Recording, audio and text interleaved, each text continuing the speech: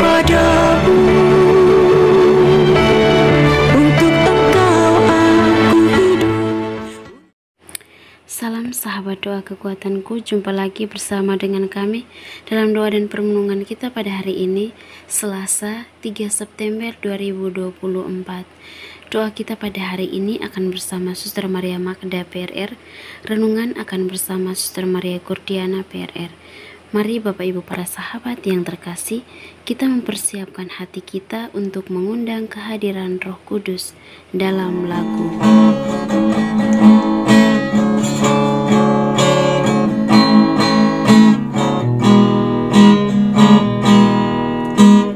Datanglah Roh Maha Kudus, masuki hati umatku, sirami jiwa yang layu dengan embun kurniamu. Roh cinta Bapa dan Putra, taburkanlah cinta besar dalam hati manusia, cinta anak pada Bapa. Datanglah Roh Maha Kudus, bersara cinta Sang Kristus, tolong kami jadi saksi membawa cinta ilahi. Tapi angin taufan, lambang Roh Kudus yang datang, bunga bumi dibarui oleh Sang Pembaru ini. Roh Kristus ajari kami bahasa cinta sejati, satulah bangsa semua, karena bahasa cinta,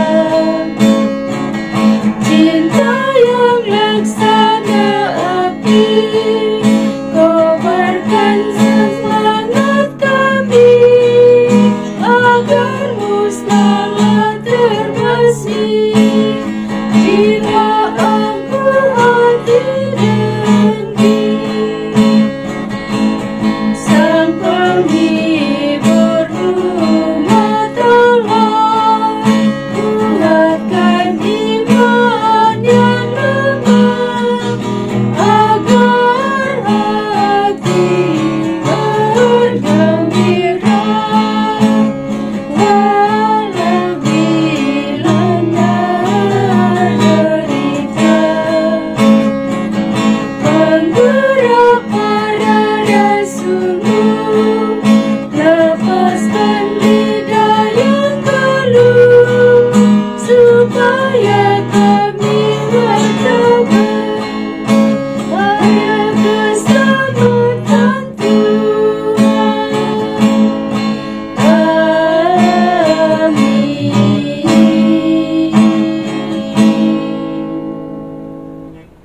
Dalam nama Bapa dan Putra dan Roh Kudus. Amin. Allah Bapa di dalam surga, kami bersyukur untuk berkat dan kelimpahan kasih-Mu bagi kami, secara khusus untuk nafas kehidupan yang masih Engkau anugerahkan bagi kami hingga saat ini.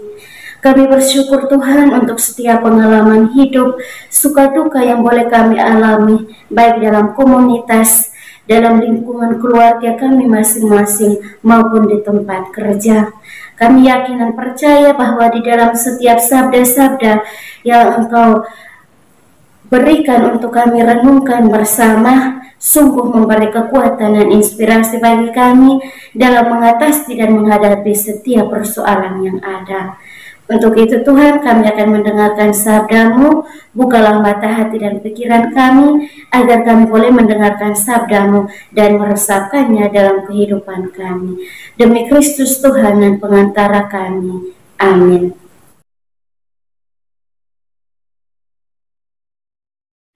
Sabda Tuhan pada hari ini diambil dari Injil Lukas bab 4 ayat 31 sampai 37. Yesus dalam rumah ibadat di Kapernaum. Kemudian Yesus pergi ke Kapernaum, sebuah kota di Galilea, lalu mengajar di situ pada hari-hari Sabat. Mereka takjub mendengar pengajarannya, sebab perkataannya penuh kuasa. Di dalam rumah ibadat itu ada seorang yang kerasukan setan, dan ia berteriak dengan suara keras, "Hai engkau Yohanes orang Nazaret, apa urusanmu dengan kami? Engkau datang hendak membinasakan kami. Aku tahu siapa engkau, yang kudus dari Allah." Tetapi Yesus menghardiknya, katanya, "Diam, keluarlah daripadanya." Dan setan itu pun menghempaskan orang itu ke tengah-tengah orang banyak, lalu keluar daripadanya, dan sama sekali tidak menyakitinya. Dan semua orang takjub, lalu berkata kepada yang lain, katanya, "Alangkah hebatnya perkataan ini, sebab dengan penuh wibawa dan kuasa ia memberi perintah kepada roh-roh jahat, dan mereka pun keluar.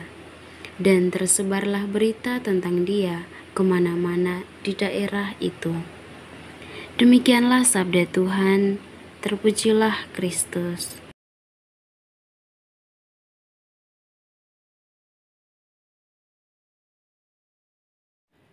Para sahabat yang terkasih, melalui Injil yang kita dengarkan tadi, kita merenungkan kisah Yesus di Kapernaum, di mana ia menyembuhkan seorang yang kerasukan roh jahat.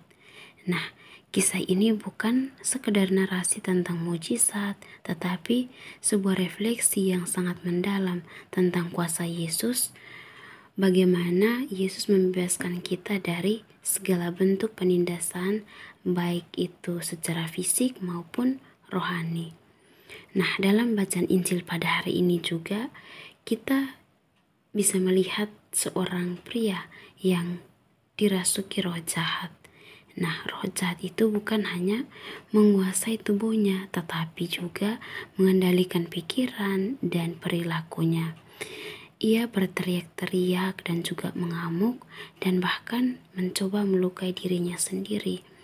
Nah, kondisi ini tentunya menggambarkan bagaimana penindasan, baik itu penindasan datang dari luar maupun dari dalam diri kita sendiri, yang terkadang dapat menghancurkan kehidupan seseorang, dan hal tersebut kadang kita kurang menyadarinya sehingga terjadi demikian.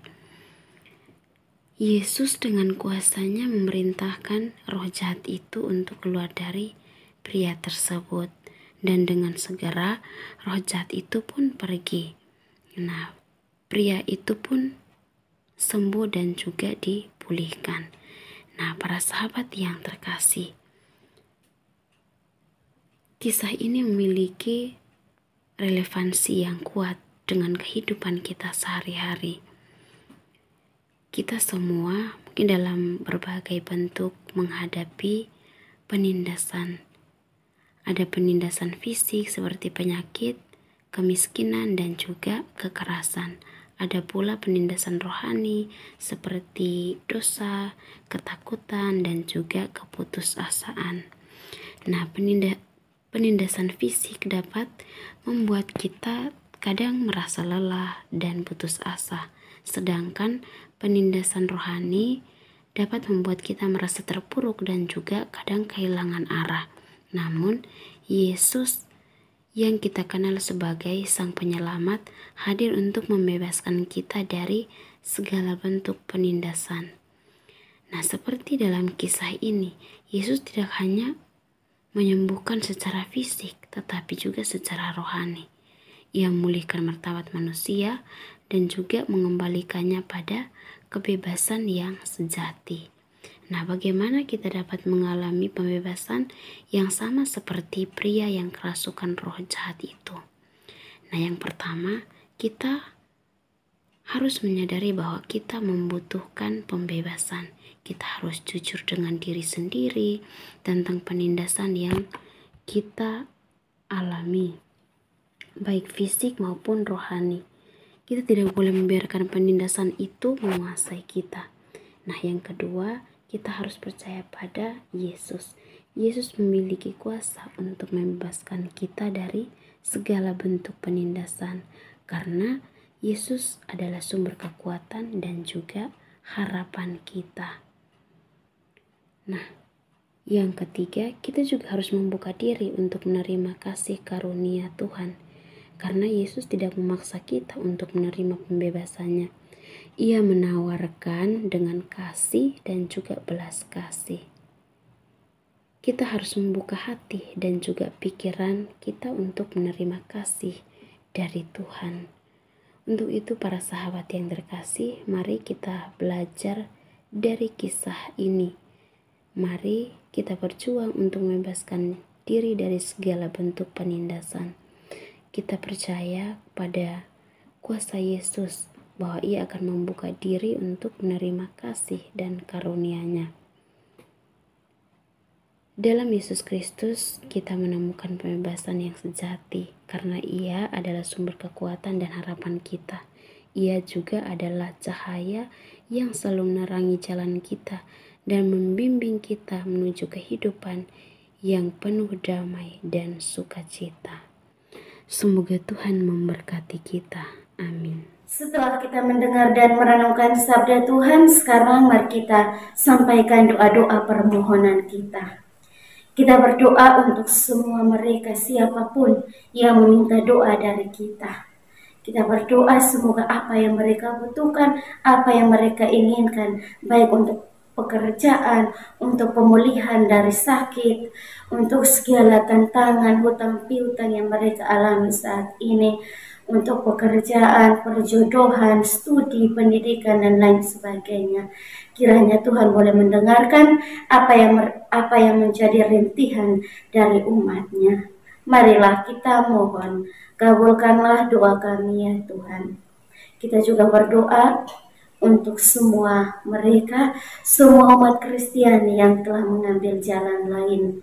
Kita berdoa semoga melalui doa-doa kita dan juga doa dari Tuhan Yesus dan Bunda Maria senantiasa menyertai mereka, mengetuk pintu hati mereka untuk kembali kepada caranya yang benar.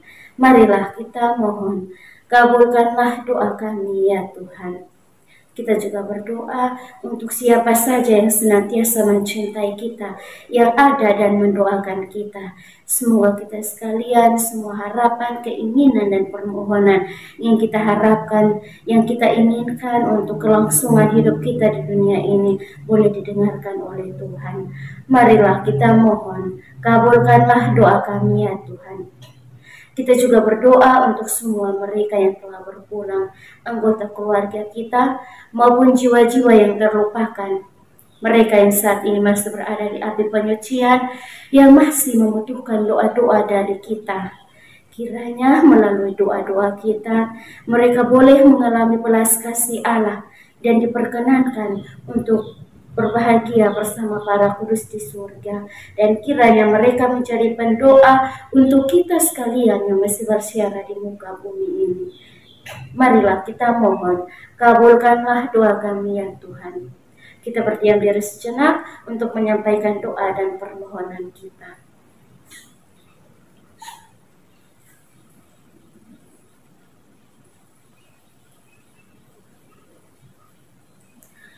Marilah kita mohon, kabulkanlah doa kami ya Tuhan.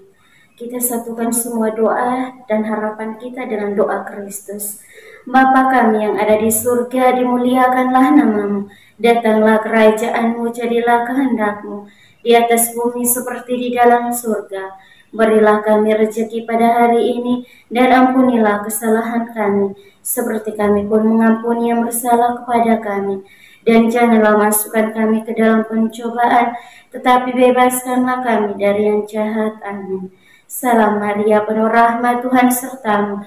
Terpujilah engkau di antara wanita dan terpujilah buah tubuhmu Yesus. Santa Maria, Bunda Allah, doakanlah kami yang berdosa ini, sekarang dan waktu kami mati. Amin.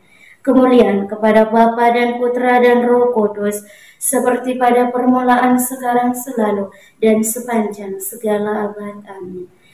Yesus Kristus, anak Allah yang hidup terang dunia, aku sembah sujud kepadamu. Untuk engkau aku hidup, untuk engkau aku mati. Yesus Kristus, anak Allah yang hidup terang dunia, aku sembah sujud kepadamu. Untuk engkau aku hidup, untuk engkau aku mati. Yesus Kristus, anak Allah yang hidup terang dunia, aku sembah sujud kepadamu. Untuk engkau aku hidup, untuk engkau aku mati. Mari Bapak Ibu, Saudara dan Saudariku yang terkasih, sekarang kita menyiapkan hati dan batin kita untuk memohon berkat Tuhan melalui tangan imamnya. Tuhan bersamamu dan bersama rohmu. Semoga saudara sekalian diberkati oleh Allah yang Maha Kuasa, Bapa dan Putra dan Roh Kudus. Terima kasih Bapak Ibu para sahabat untuk kebersamaan kita pada hari ini. Jumpa lagi bersama dengan kami dalam doa dan permenungan kita di hari selanjutnya. Kami akan selalu hadir untuk menyapa setiap hati.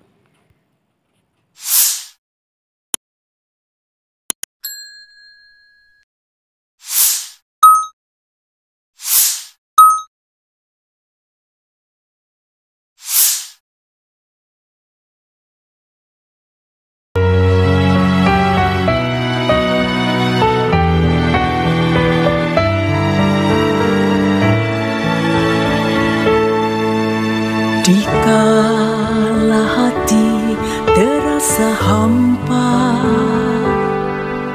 doa jadi kekuatan.